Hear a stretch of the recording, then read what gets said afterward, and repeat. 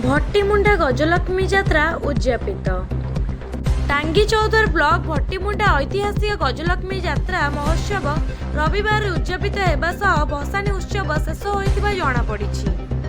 शनिवार समस्त 21 मेढ़ हाटपड़िया एकत्र होगा पर रविवार भसाणी कार्यक्रम दिवा समय आरंभ हो रात्र 10 घंटिका समय संपन्न होइछि। प्रथमे थानपति तेलीसाई माँ दुर्गा मेढ़ समस्त मेढ़ को भोग देवा पर प्रथमे भसाणी उत्सव में सामिल होगा अन्य समस्त मेढ़ भसाणी रे सामिल होइतिया बेले शेषरे नृसिंह मेढ़ भसाणी उत्सव सामिल होई यात्रा पड़िया निकटस्थ बिरुबा नदी रे विसर्जित होइथिले। टांगी थाना पक्षर व्यापक पुलिस व्यवस्था करा जाई शांति श्रृंखला रक्षा करा जाइथिबा आईआईसी शिवप्रसाद भद्र सूचना दैछन्ति। यात्रा रे शताधिक घरकरणा सामग्री दुकान ठारू आरंभ करी विभिन्न खाद्य सामग्री दुकान खोला जाइथिला। आखपाख अंचल हजार हजार दर्शक मानक भीड़ देखा मिलिथिला। यात्रा रे शांति कमिटी परिचालना कमिटी समस्त मेढ़ कमिटीर समस्त सदस्य विभिन्न स्वेच्छासेवी अनुष्ठान सदस्य और ग्रामवासी सहयोग करथिले। मैं त्रिलोचन साहू भट्टीमुंडा शारदीय पूजा कमिटीर सांगठनिक संपादक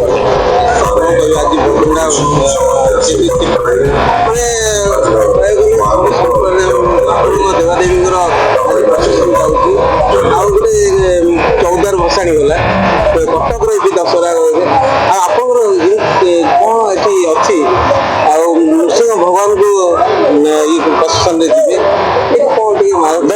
भट्टीमुंडा शारदीय पूजा कमिटी गोटे निरा परंपरा सृष्टि करे जदि दुर्गा पूजा इमर्सन कह जाए किंतु देखो ये सबू देवादेवी आप पाइबे देवी दुर्गा माँ पाइबे महादेव पाइबे राधाकृष्ण पाइबे आपण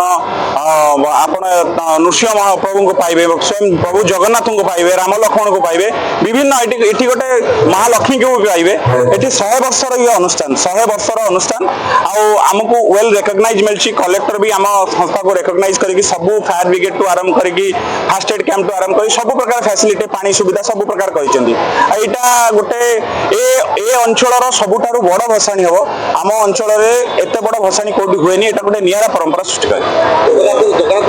धन्यवाद वर्षा है चली देखो धन्यवाद तो मो माँ को देवी जगन्नाथ महाप्रभु को देवी सबू देवादेवी की देवी जो भाई हाई अलर्ट थी 12 तारीख दिन बहुत बहुत वर्षा हम केमिति कौन भगवान उड़े देले बहुत बहुत धन्यवाद आर इमोशन प्रोग्राम को सुंदर भाव में कर शांति श्रृंखला कर मद काउंटर गुड़िक पाखापाखि जो ता भी बंद अच्छी गोटे निशा मुक्त भसाणी करने बहुत चेष्टा कर सुरुखुरु चली मत ओडिशा इतिहास भट्टीमुंडा गोटे स्वतंत्र स्थान दखल कर देखो मु गर्वित मुझे भट्टीमुंडा माटी कंसारी कूल जन्म होती आम जगन्नाथ सेवा जगन्नाथ पाखे आम सेवा करूँ रथ में घंट बजे पार्छु आठ बड़ी एत महत्व एत गुणगान गाँ बोधे ओडिशा विरल थी आप जानी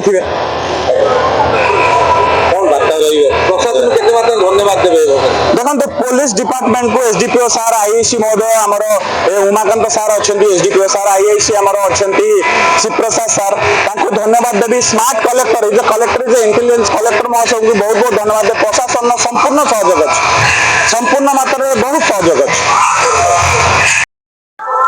मो ना हूँ जतीन्द्र कुमार पृष्टि क्लब रोची प्रेसिडेंट आ 1986-87 मसीह आम क्लब स्टार्ट होती बर्तमान आज बर्तमान सीन चली क्लब विभिन्न प्रकार कार्यक्रम यात्रा अन्य सब कार्यक्रम हाथ को नहीं गोटे देखा जाए सब प्रकार मेढ़ आम देखी आठी बेसी भी नृसिंह अवतार गोटे आम देखू भल भल सब ठाकुर को देखू ये कमी कौन पारंपरिक कौन कथा अच्छी कौन समाज में किसी जानापी कौन सब अच्छी भट्टीमुंडा भट्टीमुंडा तो आमर तो जान कंसा आसन प्रसिद्ध आमर कनक दुर्गा माँ कनक दुर्गा अच्छा आमर नृसिंह ठाकुर प्रत्यक्ष सी सब ठाकुर पछे सब आसती अन्य ठाकुर समस्त आसी सारे महाप्रभु माँ आगे आसवे आमर थानी दुर्गा आसवे थानी दुर्गा पर आउ सब मेढ़ आसवे सब नंबर अनुसार तापर सभा शेष में आम नृसिंह महाप्रभु आसवे आसिक आमर ये सब समस्ते गोटे रो रे छिड़ा होकर रे भोग दिहब भोग दि सारापर ठाकुर आमर पानी विसर्जन कराब देखो मीना बजार टू लगे सब जिन अरेंजमेंट आम पूजा पूजा सब करोटी बाहर मो ना विपिन कुमार साहू मुझे मदन मोहन जी पाठागार युव क्लब सभ्य अटे आज ଆଜି ଏଠି ଆପଣଙ୍କର ଶାରଦୀୟ ଦୁର୍ଗା ପୂଜା ଯେଉଁ ଆମର ଅଛି ରୂପଯାତ୍ରା ଭଟିମୁଣ୍ଡା ରୂପଯାତ୍ରା 2025 ଅନୁଷ୍ଠିତ ହେଉଛି। ଏହା 2 ଦିନ ଧରି ଚାଲେ। ଆମ ଗାଁରେ ଗୋଟେ ଭୌଗୋଳିକ ଦୃଷ୍ଟିରୁ ଆମ ଗାଁ ବହୁତ ବିଖ୍ୟାତ କଂସା ପିତ୍ତଳ ବାସନ ପାଇଁ।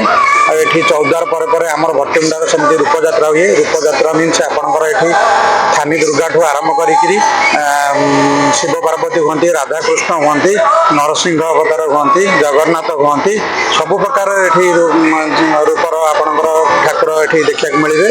ଏବଂ ଏହା ଆମକୁ ଯେହେତୁ ଦଶହରା ପରଠୁ ଆପଣଙ୍କର ପ୍ରାୟ 10 ଦିନ ପାଖାପାଖି ଆମର ଏଠି ତାଙ୍କର ପୀଠରେ ସେ ବିଜେଥାନ୍ତି ଏବଂ 2 ଦିନ ଧରି ସେ ପ୍ରଥମେ ହାଟକୁ କାଲି ଯାଆନ୍ତି ଏବଂ ଆଜି ସବୁ ଯାତ୍ରା ପଡ଼ିଆକୁ ଆସନ୍ତି। ଆଉ ଏଠି ଯାତ୍ରା ସମାପନ କରିବା ପାଇଁ ଶାନ୍ତି ଶୃଙ୍ଖଳା ସହିତ ଆମ କ୍ଲବର ସବୁ ମେମ୍ବର ମାନେ ସହଯୋଗ କରନ୍ତି ଏବଂ ଏହା ସହିତ ପୋଲିସ ବିଭାଗ, ଆପଣଙ୍କର ବିଦ୍ୟୁତ ବିଭାଗ, ଆଉ ଆପଣଙ୍କର ଫାଷ୍ଟ ଏଡ୍ ଟ୍ରିଟମେଣ୍ଟ, ଆମ ସ୍କୁଲର ବିଭିନ୍ନ ଗୋଲ୍ଡେନ ଜୁବଲି ଆପଣଙ୍କର ସଂଗଠନ ବି ଅଛି, ସେମାନଙ୍କର ସ୍କାଉଟ୍ ଗାଇଡ୍ ସମସ୍ତେ ଏଠି ସହଯୋଗ କରନ୍ତି। ଆଉ ଏହା ବି ଇତିହାସ ବି ଅଛି, ପ୍ରତିବର୍ଷ ଇଏ ଶାନ୍ତି ଶୃଙ୍ଖଳା ସହିତ ବିନା କୌଣସି ଗଣ୍ଡଗୋଳରେ এই ଯାତ୍ରା ସମାପନ ହୋଇଥାଏ ଏବଂ ସବୁ ଶ୍ରଦ୍ଧାଳୁମାନଙ୍କୁ ବି ଆମେ ଅନୁରୋଧ କରୁଛୁ ସେମାନେ ଏ ବର୍ଷ ବି ଏଇ 2025 ରୂପଯାତ୍ରା ଭଟିମୁଣ୍ଡା ଶାନ୍ତି ଶୃଙ୍ଖଳା ସହିତ ସମାପନ କରନ୍ତୁ। ଆମମାନଙ୍କର ସବୁବେଳେ ସହଯୋଗ ଅଛି ଏବଂ ସବୁ ଦୋକାନୀ ଭାଇମାନଙ୍କୁ ମୁଁ ମୋର ବି ଅନୁରୋଧ ସମସ୍ତଙ୍କୁ ସହଯୋଗ କରିକିରି ଆଜିର এই ରୂପଯାତ୍ରା ସମାପନ କରନ୍ତୁ। ଆଉ ଆପଣ କିଛି ସମୟ ମଧ୍ୟରେ ଆପଣଙ୍କର ଏଠି ବିଜେ ହେଇଯିବେ। ଆପଣଙ୍କର ଏଠି ଆପଣଙ୍କର ଟୋଟାଲି 21 ଖଣ୍ଡ ମେଢ଼ ହୁଏ ଏବଂ ତାହା ସେ ପୂର୍ବରୁ ନିର୍ଦ୍ଧାରିତ ନମ୍ବରିଂ ଅନୁସାରେ ଆସେ ଏବଂ କାହା ସହିତ କାହାର ବିଶୃଙ୍ଖଳା ଯେମିତି ନ ହେବ ସେମାନଙ୍କର ସବୁ ସମୟ ନିର୍ଘଣ୍ଟ କରାଯାଇଛି। এই ଆମର ସାରଙ୍ଗା ଛକ ଉପରେ ଆପଣଙ୍କର କେଉଁ ମେଢ଼ କେତେ ସମୟ ରହିବ ତାର ପୂର୍ବରୁ ତାକୁ ସମୟ ଦିଆଯାଇଛି ଏବଂ ସେ ସମୟ ଭିତରେ ତାଙ୍କର ପ୍ରସେସନ କରିକି ଯାଆନ୍ତି। ଆଉ ଏଥିରେ ବହୁତ ପାରମ୍ପରିକ ବାଦ୍ୟଯନ୍ତ୍ର ବି ସବୁ ଆସେ ମେଢ଼ ସହିତ। ତା ଦେହରେ ଆପଣଙ୍କର ସେ ବାଦ୍ୟଯନ୍ତ୍ରରେ ବି କମ୍ପିଟିସନ କରାଯାଏ। ବିଭିନ୍ନ ପ୍ରକାର ସିଂହ ବାଜା, ଆପଣଙ୍କର ଆଧୁନିକ ବାଜା, ସବୁ ପ୍ରକାର ବାଜା ତା ଦେହରେ ମେଢ଼ରେ ସବୁ ଆସିଥାଏ। ଆଉ ସବୁ ତା ଦେହରେ ମେମ୍ବର ମାନେ ସହଯୋଗ କରନ୍ତି ଯେମିତି ଆପଣଙ୍କର ଭଟିମୁଣ୍ଡା ହାଟରୁ ଆସିକିରି ଏଠି ଯାତ୍ରା ପଡ଼ିଆରେ ଶାନ୍ତି ଶୃଙ୍ଖଳ ସହିତ ମେଢ଼ ଆସିକିରି ପହଞ୍ଚିବ। ସେଥିରେ ସମସ୍ତଙ୍କର ସହଯୋଗ ଅଛି।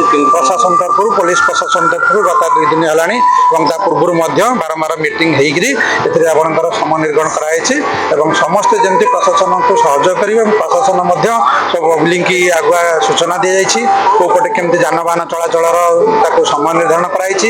ଆଉ ଯେମିତି ଭିଡ଼ ନ ହୁଏ, ରାସ୍ତାଘାଟ ସବୁ ଫାଙ୍କା ରହିବ ଏବଂ ଲୋକମାନେ ଚାଲି ଚାଲିକି ଆସିକି ଯାତ୍ରାରେ ସୁରୁଖୁରୁରେ ଦର୍ଶନ କରିକି ଆସିବେ। ସେଥିପାଇଁକା ପ୍ରଶାସନର ସବୁ ସହଯୋଗ ଆମେ ଲୋଡ଼ିଛୁ ଏବଂ ସେମାନେ ବି କରିଛୁ।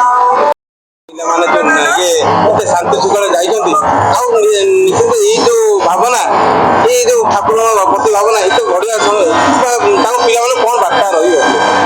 ଭଟିମୁଣ୍ଡା ଯାତ୍ରା ଏଇଟା 110 ବର୍ଷ 12 ବର୍ଷ ହେଇଗଲାଣି। ଏମିତି ଗୋଟେ ନିଆରା ଯାତ୍ରା ଆମର। ଆଗେ ମା ଯାଆନ୍ତି, ପଛରେ ବାପା ଯାଆନ୍ତି। ସେ ହେଉଛନ୍ତି ନୃସିଂହ ଠାକୁର, ଆଗେ ହେଉଛନ୍ତି ମା ଦୁର୍ଗା। ସେ ଦୁର୍ଗାଙ୍କ ଯେତେବେଳେ ଆମେ ପ୍ରସେସନ କରିକି ନଉ, ଯିଏକି ଏମିତି କେତେ ଲୋକ ଇମୋସନାଲ ହୋଇ ସେ ଦୁର୍ଗାଙ୍କ ଆଡ଼କୁ ମାନେ ଲାଗନ୍ତି, ଯେମିତି ଗୋଟେ ସ୍ପିରିଟ ଯିଏକି ଏ ଯାତ୍ରା ଅଛି। ଆଉ ଅନୁଭୂତି ମୋର ଏଇଆ ଯେ ଯେତେ ଏ ଯାତ୍ରାରେ ଆମର ଯୋଉ ମେମ୍ବର ମାନେ ଅଛନ୍ତି, ଯେତେ ଘରଜଙ୍କ ଆସିଲେ ବି ସହିତ ସେ ଏକାଠି ହେଇଯାଆନ୍ତି। ଏଇଟା ଗୋଟେ ଭାଇଚାରା ଯାତ୍ରା। ଯେତେ ସମ୍ପର୍କଟା ତୁଟୁଥିଲେ ମଧ୍ୟ ଯିଏକି ଏଇ ଯାତ୍ରାରେ ଏକତ୍ରିତ ହେଇ ଏଇ ହାଟ ପଡ଼ିଆରୁ ଆଉ ନଦୀ ପଡ଼ିଆ ଯାକେ ଯିଏକି ଏକାଠି ଏକ ସାଙ୍ଗରେ ଯାଆନ୍ତି। ଆଜି ବି ଦେଖାଯାଏ କାନ୍ଧରେ ମାଆଙ୍କୁ ନବା ରୋଷେଇ